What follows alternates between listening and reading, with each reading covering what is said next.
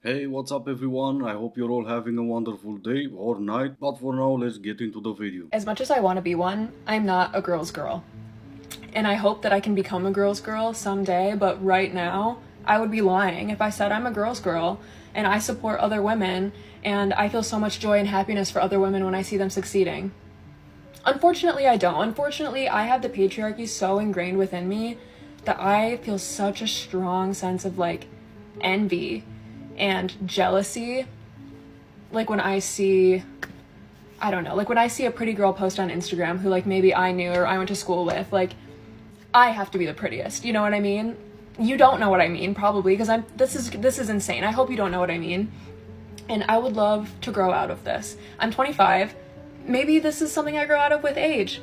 I don't know. I also was raised by a mother who was very, very judgmental. Like everywhere we went, very judgmental. Like I think that she also ingrained some of this into me, like to constantly be being jealous of other women and picking apart other women and constantly having to be better than them. Like I have to be the prettiest, I have to be the smartest, like constantly having to be the best person in the room, right? I want to escape this so bad. Like literally, how do I do that? You go apologize to your father for your mom's behavior and then maybe he'll give you some pointers. Or just admit that you're a horrible person and stop blaming it on patriarchy or anyone else. What you're talking about has nothing to do with that and has nothing to do with being a girl's girl or not. Most likely you're jealous of the girls you've been in high school with posting on Instagram because you've peaked in high school. And right now at 25 you've got nothing going for you. And obviously taking gender studies in college didn't help either.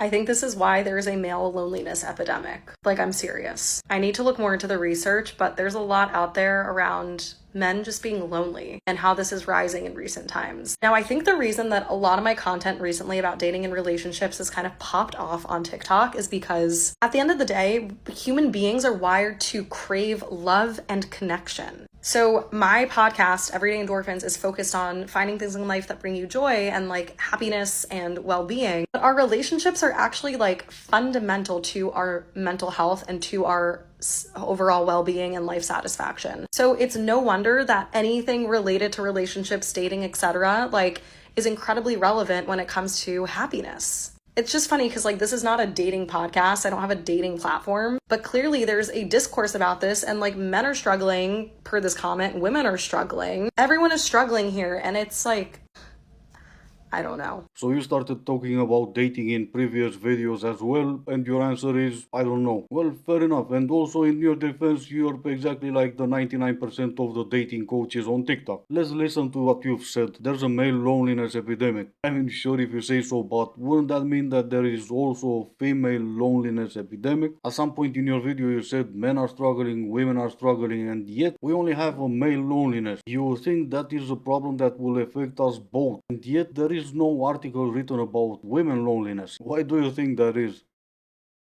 Have you ever noticed that there's a type of person, and this is more common in women, in my opinion, but every single platform they stand for, not a shred of empathy, stand for the most inhumane policies because, I don't know, their daddy told them so. No, that will be their mothers. And in the last few days, with the most recent events, the most disgusting creatures that you won't be able to find in the animal kingdom came out of TikTok celebrating a man's life being lost. I'm not gonna show any of those videos because I'm pretty sure you've seen them around. And also, I'm not gonna give them the time of day, but I will run a conspiracy theory by you and maybe you'll let me know what you think. There's a book that was being sold on Amazon that is no longer anywhere to be found, and you see the title on the screen. And sure, you can say, well, Amazon is selling books, what's wrong with this one? And that would be a fair question, except in this case, this book was published on September 9th. Am I going crazy or is there something I'm missing? Here's the psychology behind why insecure people are so mean. People often mistake meanness as strength when actually it comes from a place of insecurity, just in case you didn't know. So there are two things that are happening when somebody is mean to you, and the first one is projection. Insecure people tend to carry feelings of shame and self-criticism, and instead of working on that, they tend to project that onto other people. You can usually spot this because if somebody feels unattractive, they are the first person to comment on somebody else's flaws. Or if they feel inferior in any way, then they'll just mock somebody else's intelligence. You get the picture. It's not because they see the flaws in you, it's because they can't tolerate their own flaws within them. The second thing is being mean is a defense mechanism. If I attack you first, then that reduces the risk of you attacking me. If I feel small inside, then I'm going to make you feel smaller outside. Of course, this doesn't excuse their behavior, but their meanness is just a way to manage their unbearable feelings of inadequacy. When we're on the receiving end of meanness, it's very easy to take this on and internalize it. But psychology says that when somebody is mean, it says way more about them than it does you. Well, at least now I know that I'm insecure, not a complete a-hole. But just in case you were wondering why do they all sound the same, well, you can go online and get a degree in psychology for about $300. And now they're all on TikTok trying to get that money back. Story time on how my ex-best friend fell in love with my boyfriend and I had to cut her off. So in order for you guys to get the type of girl that she is, I have to rewind all the way back. So I had met her in college and we had been friends for like a few years. We had decided to go out of town to California together. And in the very beginning of my trip, I had left my card inside of like the In-N-Out container and threw it away.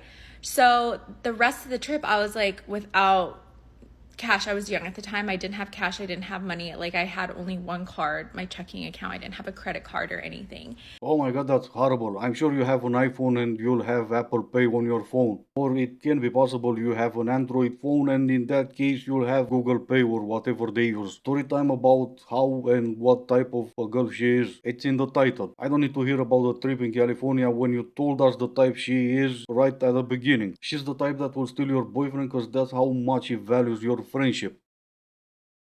Hi, I'm Mika, I'm 33, I have no home and no job, and I just booked a one-way ticket to Bali.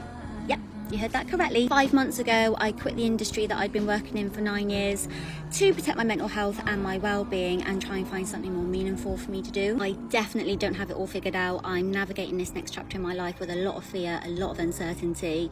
I don't know what the future holds, but I'm also learning that you don't have to have everything in place. Sometimes it means starting over. For me, that means heading to Bali for a reset before I can come back and build my life intentionally and in a way that works better for me. If you're also unraveling what you thought your life was supposed to look like, you're not alone. This is me figuring it out in real time.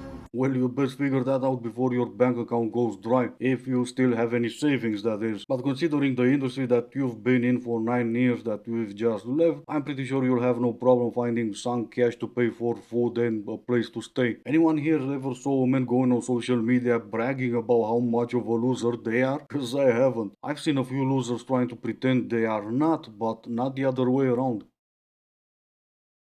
A lot of y'all on this T app are genuinely boggling my mind because you sound like a female incel, and that's crazy to me. We need to do better.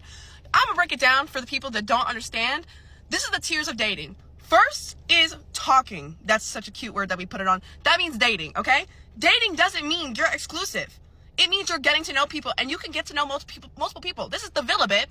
You can get to know multiple people. Below that, exclusivity, going steady, like they used to say in the old days. Boyfriend, girlfriend. Y'all locked in, or whatever you want to call it, locked in.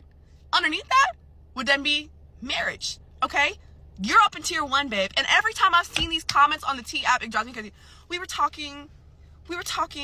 And then they listen to someone like you and they'll never move on to a different tier. Now granted, this could be just me, but whenever I hear roster dating or dating multiple people at the same time, I am done. And not even done unfortunately for you, cause I'll stick around for a while. Will I ever take you seriously? Absolutely not. Why will I ever take you seriously when I know after I leave your place, in less than an hour the new guy shows up? And I showed up right after some other guy left. And once again, maybe this is just me and I'm fine with that, but I don't think it is. Cause most of these lunatics have been dating for years and still haven't been upgraded to the next tier.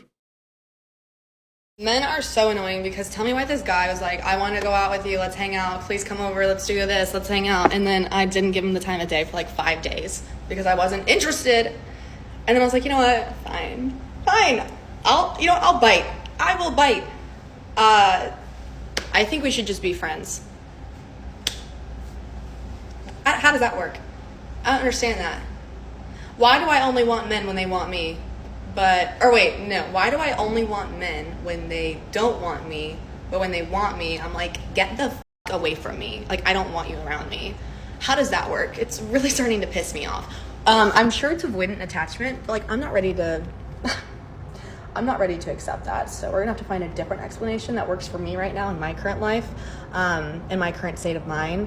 But can I get some men in the chat to drop the lore of like what the f that's supposed to mean? Because like, it could very much be my insufferable personality, but I just don't think that that's right. That's the answer, it's that. No, it's not. Of course it's not. I mean, not just that. It's also a 304's mindset pulled by the illusion that she has options. And right now you're at the stage where the 304 in you becomes desperate. I'm going to tell you my strict rules when I'm dating. One, my love language is gifts. So I tell them my love language straight away before we go on a date. If they don't like that, see you later. If they say no, that's fine. You can say no to giving me gifts and stuff and doing nice things. Why in the world would I say no? No, I'll take you to a nice restaurant and I'll bring you some flowers because my love language is physical touch, so I have no problem bending you over right there in the middle of the restaurant. See, as soon as you agree on the price, it's a win-win. I truly believe the world is set up for women to hate women, and that so many men can get away with doing bullshit. Oh no, women hate each other and it's somehow men's fault. If that's not taking accountability for the way you are, then nothing is. How much was the bill? It was $1,782. Well, that's not bad. Yeah, it's because you're not paying for it. And this is gonna be it for today. As always, I do hope you enjoyed it. If you didn't, I still appreciate you for making it this far. Thank you all so much for watching. Stay safe and I will see you in the next one.